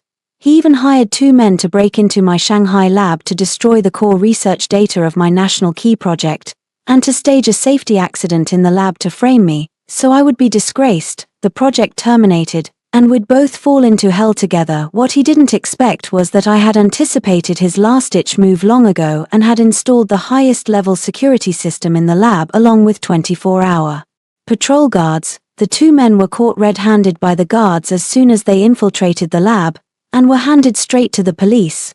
Under police interrogation, they quickly confessed that Lu Changze had paid them 500,000 yuan to destroy the research data and stage the accident to frame me. The police immediately moved to arrest Lu Changze, formally opening an investigation into him on suspicion of intentional damage to property and of false accusation and framing. His bail was revoked and he was put into a detention center, unable to get out. When the news arrived, Lin Xiaoxiao breathed a sigh of relief and said, "Zhixiajie, Lu Changze has finally been arrested. He can't hurt us anymore. This feels so satisfying." I looked out the window, speaking calmly. This isn't over yet. There's still someone by his side, Qi Shi, the woman he cheated with, his white moonlight. I want to see what fatal blow the woman for whom he abandoned a 4-year relationship will deliver to him. The first major plot twist is about to happen. After Lu Changze was put in the detention center, his mother was frantic. running around trying to call in favors to get him out, but his suspected crimes were too numerous and the evidence too solid. No one dared help. Meanwhile, Lu Chengze in detention pinned all his hopes on Qi Shi. Before he went in, he secretly handed over his last 30 million yuan and all remaining company project files and client resources to Qi Shi for safekeeping, asking her to find him a lawyer, pull strings, and manage the remaining assets until he could get out. He believed Qi Shi truly loved him, that she was the only light in his darkness, the only person who wouldn't betray him. He even wrote many letters to her from the detention center, promising that once he was released he would marry her and give her all his property. What he never imagined was that the white moonlight he'd bared his heart to had from the start come to claim his life. In fact, from the moment Lu Chengze's island project was halted and his company teetered on the brink of bankruptcy, I had already hired a private investigator to check into Qi Shi. I had a strong feeling that Qi Shi's closeness to Lu Chengze was not just an ordinary office romance. Sure enough, the private detective investigated for 3 months and finally uncovered Qi Shi's true identity and the whole truth. Qi Shi was not a freshly graduated college student at all. She was the chief rival of Lu Chengze, the niece of Qi Zhenxiong, chairman of Global Culture Tourism Group. Global Culture Tourism and Xingtu Culture Tourism had competed for years over the Nanhai Island development projects. Qi Zhenxiong had been trying to squeeze Lu Chengze out of the market but never found the opportunity, so he had his niece Qi Shi enter Xingtu under an alias to work as Lu Chengze's assistant and act as a corporate spy. Qi Shi's mission was to steal Xingtu's core project files, exploration data, and financial information, and to drive a wedge between me and Lu Chengze so that he would be isolated and Xingtu would collapse from within. She succeeded spectacularly. Not only did she successfully drive a wedge between me and Lu Chengze, causing him to break up with me for her and lose his most critical technical support, but she also secretly copied all of Xingtu's project files, client information, and financial data and sent everything to Qi Zhenxiong. Armed with those materials, Global Culture Tourism snatched several major projects from Xingtu and delivered the critical blow that nearly crushed Xingtu. Worse, she had secretly recorded all of Lu Chengze's illegal and illicit activities, including his tampering with exploration data, illegal fundraising, and financial fraud, even recording his malicious reports against me and his plans to have someone destroy my lab. The 30 million yuan that Lu Chengze had entrusted to her for safekeeping had long ago been transferred to overseas accounts. None of it remained with him. Now that Lu Chengze was held in the detention center, her mission was completely finished. She had already bought plane tickets and was ready to flee abroad. The moment I received all the evidence, I couldn't help but marvel. For Qi Shi, Lu Chengze abandoned me after 4 years together, ruined his career and life. And in the end, the white moonlight he cradled in his palm turned out to be a spy sent by his competitor to destroy him. It was the greatest irony. I anonymously sent all the evidence to Lu Chengze in the detention center and simultaneously forwarded it to all the major financial media outlets in the country. I wanted to see how Lu Chengze would react when he learned the truth. Sure enough, the day after the evidence was released, the whole internet exploded. Major financial media simultaneously published reports exposing Qi Shi's identity as a corporate spy, her entire collusion with Global Culture Tourism, and the bank statements showing she absconded with Lu Chengze's 30 million. The hashtags #Qi11 corporate spy and #Lu Chengze got played shot straight to the top of the trending list. Everyone online mocked Lu Chengze. Oh my god, the biggest twist of the year. Lu Chengze abandoned his girlfriend of 4 years and ruined his company for this woman. And she was a spy sent by a rival. I'm dying laughing. This is the classic case of losing both the wife and the troops, right? Not only did he lose the watermelon, but even the seeds were fake. Lu Chengze is so pitiful. No, he deserves it. He treated Qi Shi so well and treated Shen Jixia so badly. Now look, Qi Shi played him round and round. What goes around comes around. Qi Shi is ruthless. She stole the files, ruined the company, and ran off with all the money. Lu Chengze really has nothing left now. And Lu Chengze in the detention center, seeing these news reports and the complete evidence I had sent him, completely collapsed. He couldn't believe it. The woman he loved deeply had been deceiving him from the start, and all his misfortunes were caused by her alone. In the detention center he lost control, shouting and screaming, wildly banging his head against the wall, and was finally restrained by the guards. When his mother heard the news, Her condition, already hospitalized due to a stroke, worsened and she was moved to the ICU, slipping into an unconscious state. Lu Changze was completely ruined, betrayed by all. He had nothing left. Qi, on the day the news broke, had already boarded a flight abroad and vanished without a trace. She took the remaining 30 million of Lu Changze's money, left a mess, and handed over the complete audio evidence of Lu Changze's illegal activities. Those recordings were simultaneously delivered to the police and became the key evidence used to convict him. Because of this new evidence, the investigation into Lu Changze's case escalated, and the prison sentence he faced kept getting longer. The first major plot twist shattered Lu Changze's psychological defenses. He had gone from a wildly successful startup CEO to a mentally collapsed inmate in a detention center. As for me, watching all this, my heart did not stir. This was the path he chose. When he chose to betray me and be with Qi, he should have anticipated this outcome. I just didn't expect his downfall to end there. He thought he only deceived my feelings and stole my technology. He didn't know that from the moment he approached me, he was hiding an even bigger deception, a shocking secret about my parents' deaths, and that secret is about to be revealed. The second and third major plot twists are on their way. What he owes me, what he owes my parents, will ultimately be paid in blood. Lu Changze's case entered the review and prosecution phase. He was held in detention, his mental state fluctuating, no longer the confident man he once was. Meanwhile, Xingtu Cultural Tourism faced its final fate. The court officially declared Xingtu Cultural Tourism bankrupt and in liquidation. All company assets were seized and auctioned to compensate for my patent infringement losses, repay the victims of illegal fundraising, and cover unpaid employee wages. The celebrity founded company, once valued at 2 billion, ended up bankrupt and became a laughingstock in the industry.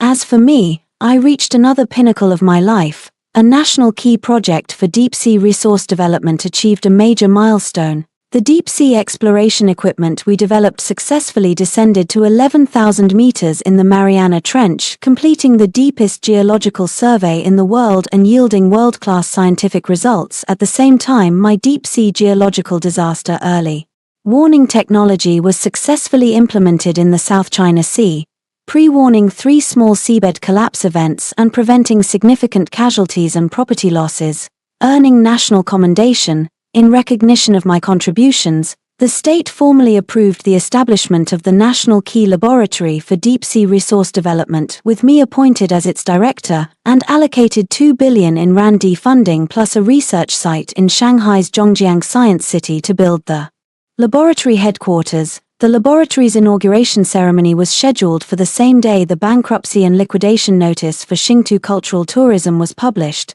I deliberately chose that date to show Lu Changze how far I, once dismissed and mocked by him as just a lab-bound bookworm, have risen, and he could only watch from the detention center as I reached a peak he would never be able to attain. On the day of the unveiling ceremony in Zhongjiang Science City, Shanghai, gongs and drums sounded and colorful flags fluttered.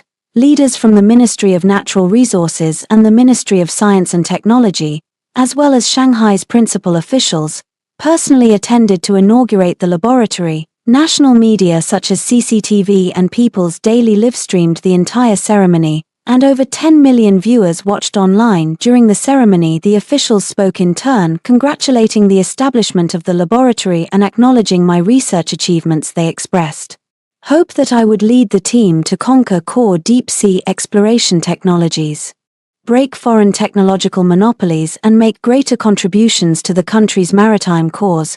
When it was my turn to speak, I took the microphone, stood on the stage, looked at the leaders, experts, team members below, and the countless live cameras, took a deep breath and began.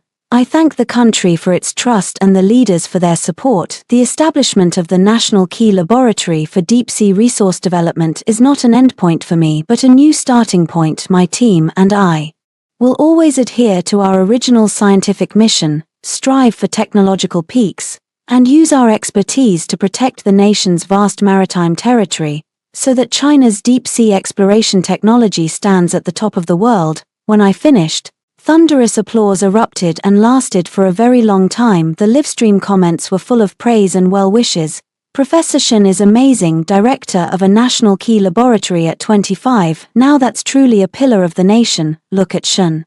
Jixia, then look at Lu Chengze, what a world of difference.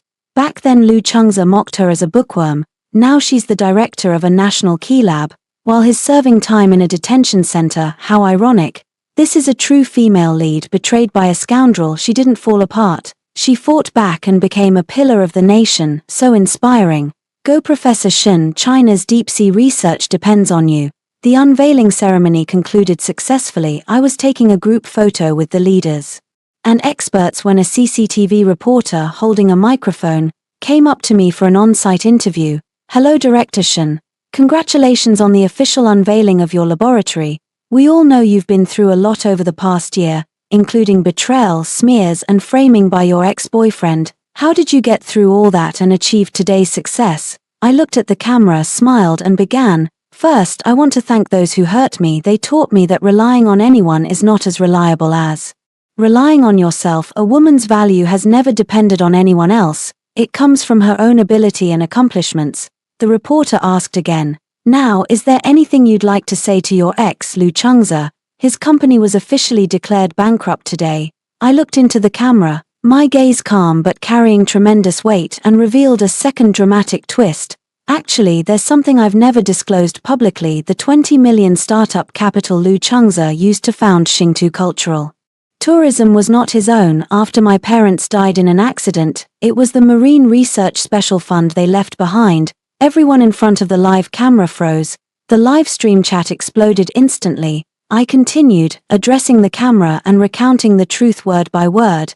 My parents were among the country's first-generation marine geological exploration scientists. In 2018, they died in an accident during an Antarctic scientific expedition. They left a 20 million special fund for marine research, as well as the exploration and development rights for a South China Sea area.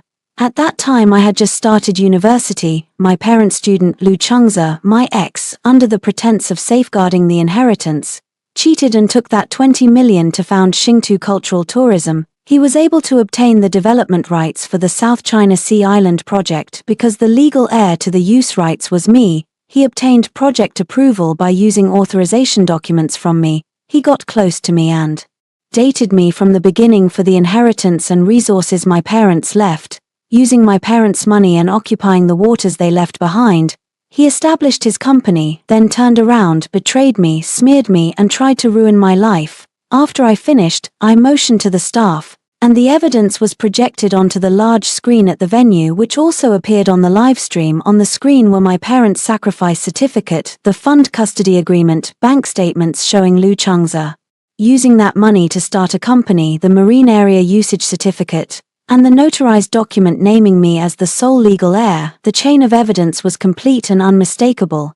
The hall fell dead silent, then a few seconds later erupted into a huge commotion. The live stream comments flooded and overloaded the stream's servers. Oh my god, what a shocking reversal. Lu Chengze not only deceived her emotionally, he stole her parents' inheritance. What an animal. I'm sick. So he was lying to teacher Shun from the start. He used the consolation money meant for her parents to start a business, and then bit the hand that fed him. Utterly heartless. No wonder he succeeded in business. He started with money from other people's lives. People like him should rot in jail. Poor teacher Shun, her parents sacrificed themselves. Their inheritance was stolen by a student and she was fooled by this scumbag for 4 years. Thank goodness she fought back and turned her life around.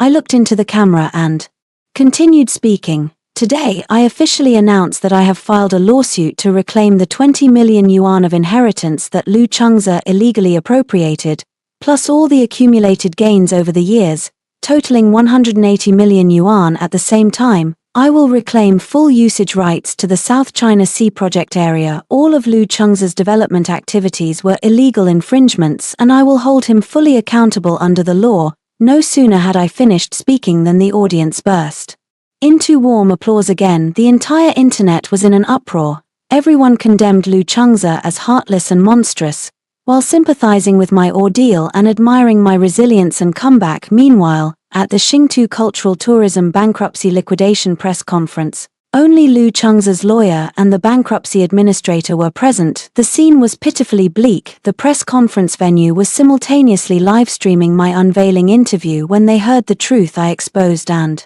saw the full set of evidence, they were all stunned. Online public opinion swung completely against him. Everyone demanded the court hand down a severe sentence. From the detention center, Lu Chengze watched my live-streamed interview through his lawyer's phone, heard every truth I revealed, and completely lost control of his emotions. He clutched his chest and fainted on the spot and was rushed to the prison hospital. He never expected the secrets he'd hidden for so many years would be uncovered. He thought his lies were airtight, but he didn't realize I had long held all the evidence and chose today, in front of a national audience, to expose him completely.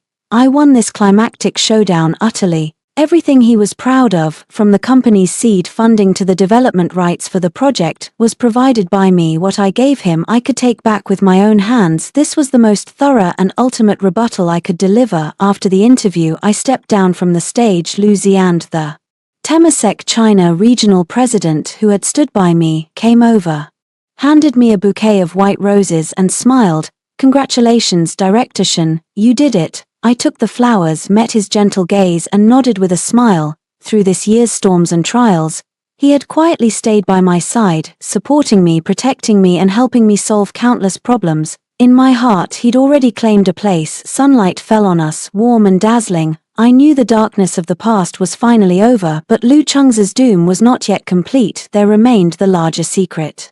Behind my parents' accident from years ago, a truth about to be revealed. The third dramatic reversal would deliver the final fatal blow to him. After my interview aired, an uproar swept across the entire internet. Netizens' anger was thoroughly ignited. Countless people went to the official accounts of the relevant departments to leave comments demanding a strict investigation into Lu Chengze's embezzlement of the inheritance and heavy punishment. The court formally accepted my lawsuit to reclaim the inheritance, and the public security organs also filed a case to investigate Lu Chengze for suspected inheritance fraud, adding another charge of fraud against him. When Lu Chengze woke up in the prison hospital and learned all the news, he completely lost his mind. He knew he had no chance of turning things around, but he still refused to give up. Even if he was going down, he wanted to drag me down with him. While in the detention center, he bribed an inmate to contact an outside lawyer and forged, maliciously reporting me to the Discipline Inspection Commission, the Ministry of Science and Technology, and the Ministry of Natural Resources. He accused my national key project of misappropriating research funds, fabricating data, and cheating state research funds, and also accused me of using my project position to seek benefits for my own company, committing serious academic misconduct, and he hoped that by doing this he could wreck my national key project, destroy my research career, and make me fall from the clouds into the mud, dragging me into hell with him. His malicious reports quickly had an effect. After the Discipline Inspection Commission and the Ministry of Science and Technology received the complaints, they immediately formed an investigation team and launched a special review of my project. Once the news spread, a large number of agenda-driven promotional accounts appeared online, taking Lu Chengze's accusations, embellishing them, and claiming I had fabricated research and defrauded national research funds, that my previous inspirational public image had all been a facade. For a time, public opinion online wavered again, and many uninformed netizens began to doubt me. In the detention center, Lu Chengze learned that the investigation team had begun the review and became elated, thinking he had finally scored a win and waiting to see me disgraced. But he didn't know that when you act with integrity you need not fear suspicion. All expenditures for my project had complete audit records. Every sum's destination was clear and transparent. My research results, all experimental data, survey records, and application cases, were fully archived and repeatedly validated by top domestic and international experts. There was simply no possibility of fabrication. Facing the investigation team's review, I fully cooperated, submitting all project materials, financial audit reports, and research data. After half a month of detailed review, the investigation team formally released their findings. The announcement explicitly stated, after a comprehensive and detailed review, the National Deep Sea Resource Development Key Project under Shen Zhixia's responsibility used funds in a manner, the research data are authentic and valid, and there is no misappropriation of funds. data fabrication, or academic misconduct, the reported allegations are entirely untrue and constitute malicious false accusations and framing. At the same time, the announcement stated that materials related to Lu Changza's malicious framing would be handed over to the public security organs for legal processing. The day the announcement was published, the entire internet erupted again. The promotional accounts that had been steering public opinion were instantly overrun by netizens and quickly deleted their content. The uninformed netizens offered apologies and again denounced Lu Changza. Lu Changza is truly insane. He committed crimes himself and still maliciously framed Teacher Shun. How vicious. Teacher Shun has nothing to hide. The investigation results are crystal clear. There's absolutely no problem. Lu Changza's face has been completely smashed. Maliciously framing researchers on a national key project must be punished severely. Let him rot in prison. The public security authorities also issued a notice. Lu Changza was again placed under investigation on suspicion of fabricating charges, and his already serious sentence was increased once more. Lu Changza's final struggle not only failed to drag me down, it added another charge against himself, compounding his guilt. He was utterly desperate. But he did not know that an even greater thunderbolt awaited him. The day after the investigation team's announcement, an old man came to my lab. His name was Zhong Fusheng. He had been the captain of my parents' research vessel and their old colleague and comrade. He was the only survivor when my parents' research ship met with disaster.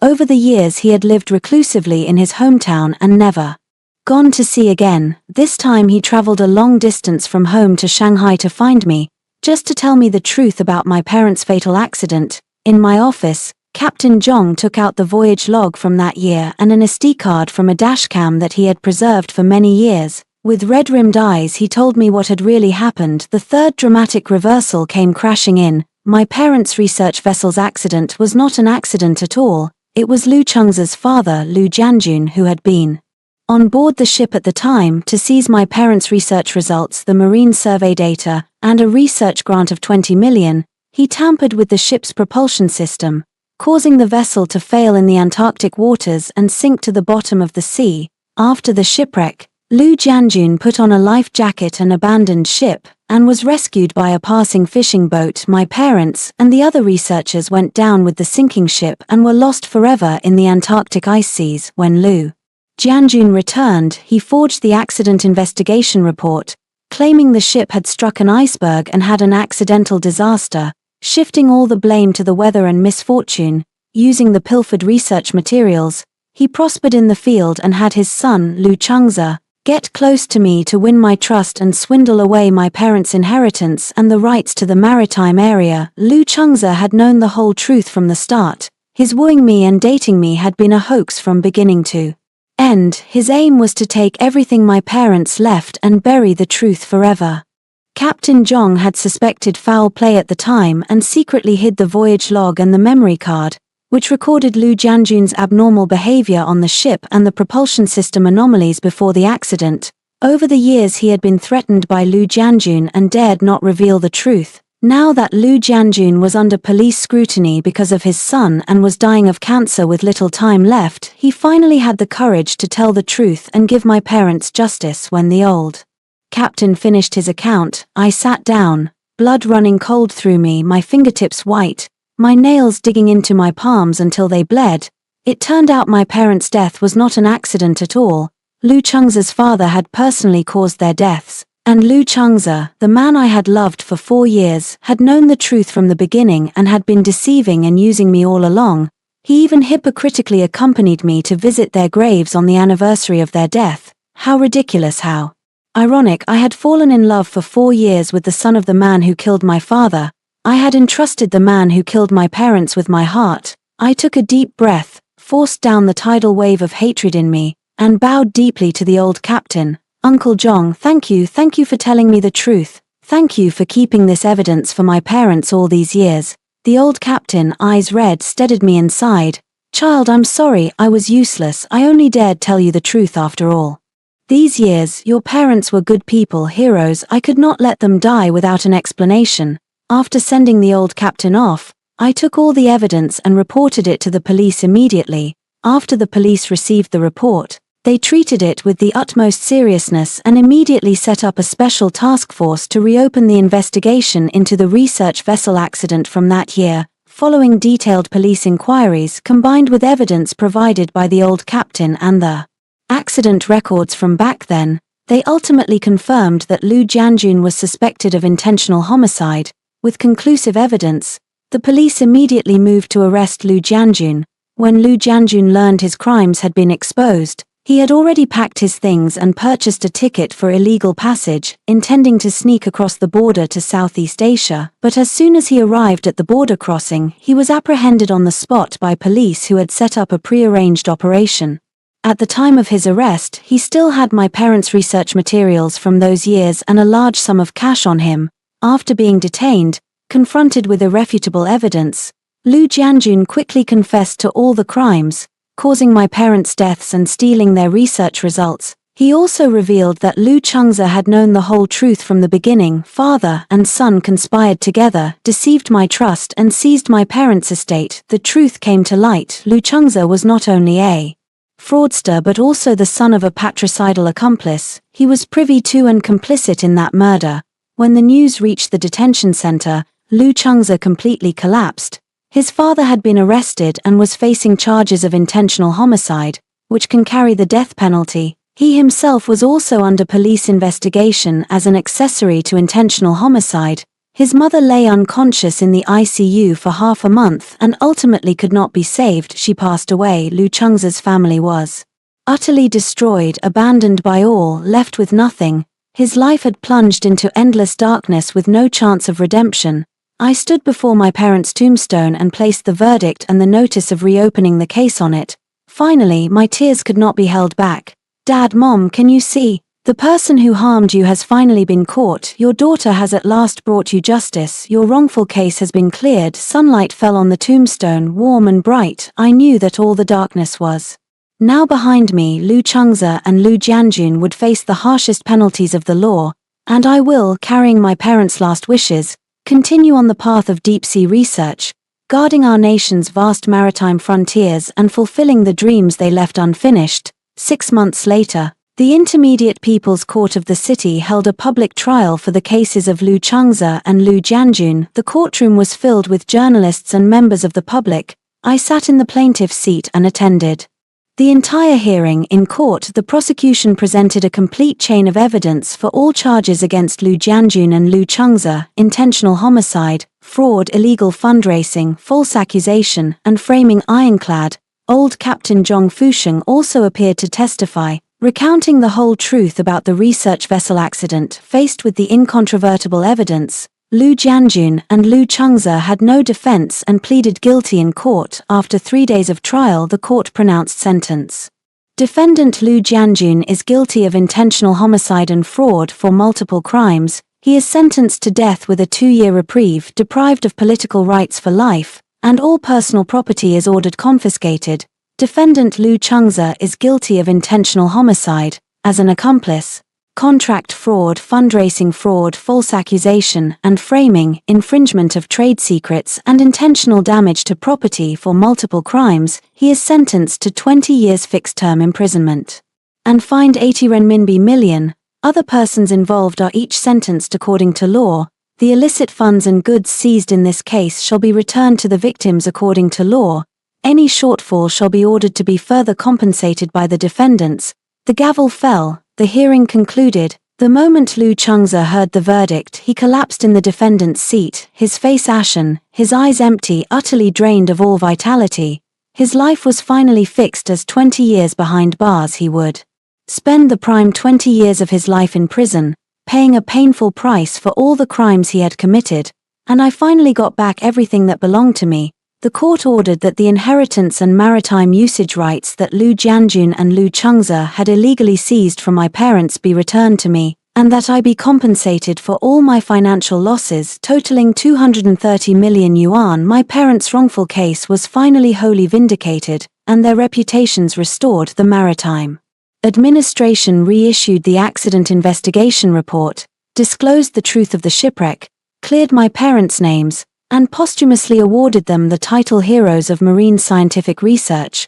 On the day I received the judgment, I donated all the compensation and the recovered inheritance to the Marine Research Public Welfare Foundation. In my parents' names, I established a special fund to support young marine researchers and the families of fallen research team members. I wanted, through this means, to fulfill my parents' wish and ensure that the marine research work they loved would continue. That winter, China's 39th Antarctic Research Expedition officially departed from Shanghai for the Antarctic. I served as the chief scientist of this expedition, leading the team to the Antarctic to complete the research tasks my parents had been unable to finish. At the departure ceremony, the pier was festooned with red flags and filled with drums and gongs. I stood on the deck of the Shuelong research vessel holding a microphone facing the leaders, colleagues, and countless media cameras. I spoke. 30 years ago, my parents departed from here for the Antarctic and gave their lives for our country's marine research. 30 years later, I take the baton from them and set out on this journey again. We will not fail the country's trust or the people's expectations. We will successfully complete this expedition and return safely. As my voice fell, thunderous applause erupted on the pier and continued for a very long time. The ship's horn sounded, the Shuelong slowly cast off and heading for the Antarctic rode the wind and waves. I stood on the deck watching the coastline grow more distant, with Lu Ziyuan standing beside me. He had given up his job at home to accompany me to Antarctica, serving as my logistics manager, helping me fulfill my parents' last wishes. He held my hand and gently said, "Wherever you go, I'll be with you." I looked at him, smiled and nodded and leaned on his shoulder. The sea breeze brushed my cheek, carrying a salty dampness, yet it made me feel utterly at ease. I knew that my life had finally turned to a brand new chapter. The scientific expedition was successfully completed, and after returning from Antarctica I received a call from the prison. A guard said on the phone that Lu Changza had repeatedly applied to see me, insisting he had very important things to confess to me in person and that he had something belonging to my parents he wanted to hand to me himself. He even threatened to fast, saying if he couldn't see me he would starve himself to the end. I was silent for a long time but ultimately agreed. I wanted to see what this enemy, who had ruined 4 years of my youth and caused my parents' deaths, could possibly say. A week later, I arrived at the prison and in the visiting room, met Lu Changza. In just over a year, he seemed like a different person. His hair had gone completely white, he was emaciated to the point of being unrecognizable, wearing prison garb, his gaze clouded, his face lined with wrinkles. Gone was the sunny, handsome look of old, replaced by a haggard, lifeless middle-aged man. When he saw me enter, he suddenly lifted his head, a flicker of light crossed his eyes, he pressed himself against the glass, looking at me with trembling lips and a hoarse voice. "Xixia, you finally agreed to see me." I sat in the chair looking at him, my tone calm and unruffled. "Didn't you say you had something of my parents to give me? What is it?" Tears instantly fell from his eyes as he looked at me, his voice choking. "Xixia, I know I was wrong, I really know I was wrong. Back then I was crazy, my father forced me. I'm sorry to you, sorry to uncle and aunt. I regret it, I truly regret it." He suddenly knelt down through the thick glass, kneeling to me, crying as if his heart were being torn apart. "Xixia, I beg you, please forgive me. I know I've committed terrible sins. I'm no better than a monster. I beg you, give me a letter of pardon, help plead for me, help reduce my sentence, please. I don't want to spend my life in prison. I'm only 26, I don't want it to end like this." I looked at him on his knees, sobbing, and felt not a single ripple in my heart, only an overwhelming sense of absurdity. Back then, when he and his father caused my parents' deaths, how could they not have imagined this day? Back then, when he cheated away my parents' inheritance to start his company, how could he not have imagined this day? Back then, on the night before the graduation trip, when he joked with his buddies about dumping me and going to Hong Kong with Chi Shi, how could he not have imagined this day? Back then, when he smeared me all over the internet, maliciously reported me, tried to destroy my life, how could he not have imagined this day? Now he kneels before me, begging for my forgiveness, begging me to help reduce his sentence. Too late. I looked at him, smiled, took out my phone and pressed play. From the phone came the recording of him in the living room the night before the graduation trip, talking on the phone with his buddies. "Howsy, don't worry, I've already changed the tickets and booked the hotel in Hong Kong. We'll fly on graduation day. The Maldives trip was just to fool Shinjixia, a nerd who only knows how to live in the lab. If she couldn't produce exploration reports and help me get project approvals, I would have broken up with her long ago. Once the project lands, I'll dump her and move abroad with Chi. When the recording ended, I put the phone away and looked at him, each word crystal clear. Lu Chengze, the night before the graduation trip when you said you'd ditch me. After using me, how could you not have imagined this day? When you and your father killed my parents, how could you not have imagined this day? Every single thing you did is not worthy of forgiveness. He knelt on the floor looking at me, his eyes filled with despair. Xixia, I really know I was wrong. I truly loved you back then, really. Please give me one more chance. Loved me? I laughed, a laugh steeped in irony. Your love was stealing my parents' inheritance, hiding the truth that your father killed my parents, betraying me, smearing me, trying to ruin my life. Lu Chengze, your love is cheap. I don't deserve it, nor do I want it. I stood up and looked at him with cold eyes. You want me to forgive you? Fine. When my parents come back to life, when the 4 years of youth you destroyed for me can start over, when all the sins you committed can be wiped clean, then I'll forgive you. Oh, by the way, I paused, looked at him and added with a smile, you said you had something of my parents to hand over to me. I suppose it's this, right? I took from my bag my parents' old research notebook and placed it in front of the glass. This notebook was stolen from my parents' research vessel by your father back then. I have it back now. Its contents have become the core technical materials for our country's deep-sea exploration project. You and your father stole your whole lives away and in the end gained nothing, only sent yourselves to prison. Isn't that ironic? Lu Chengze's face went deathly pale. He slumped to the floor, the light in his eyes extinguished. I looked at him and said each word. Lu Chengze, you're too late to beg me. After speaking, I turned and left the visitation room without looking back. Behind me came his heart-wrenching cries and desperate roars. But none of that concerned me anymore. Outside the prison, sunlight warmed me. Lu Zian leaned against the car, waiting. When he saw me come out, he opened his arms with a smile. I ran to him and threw myself into his embrace, smiling with pure joy. He lowered his head, pressed a gentle kiss to my forehead, and whispered, "It's all over, we're going home." I leaned into his arms and nodded. The car moved forward, heading into the distance. I watched the passing scenery through the window, a smile at the corner of my mouth.